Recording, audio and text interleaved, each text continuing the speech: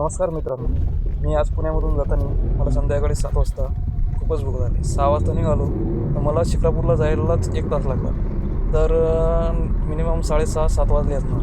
तर 7 वाजता मग मी विचार केला की एखाद्या ढाब्याला जाऊन आहे ना चांगलं कुठंतरी जेवण करावं, तिथं स्वस्तात मस्त जेवण मिळेल. आणि आज खूपच चिकन खायची इच्छा झाली. श्रावण महिना असल्यामुळे घरी कोणी चिकन खात नाही.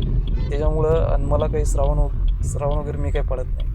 कारण की कधी कुठं काही खावं लागतं. मग मी ढाब्याला पोहोचलो. ते तुळजाभवानी ढाबा म्हणून आहे. इथं गेल्यानंतर पाटीवर लिहिलं होतं 100 रुपयातनी चिकन भाकरी. मी म्हटलं चला चिकन भाकरीच खाऊ.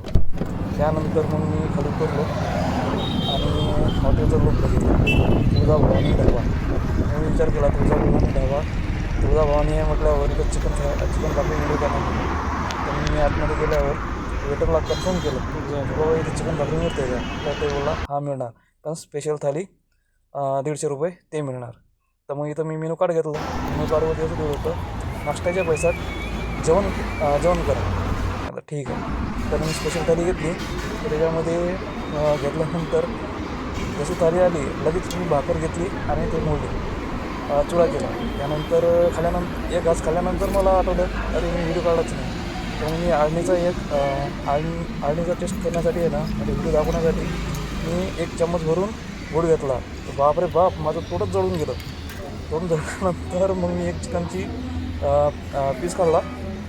तर मग मला बरं वाटलं. मग मी अजून एक भाकर घेतली.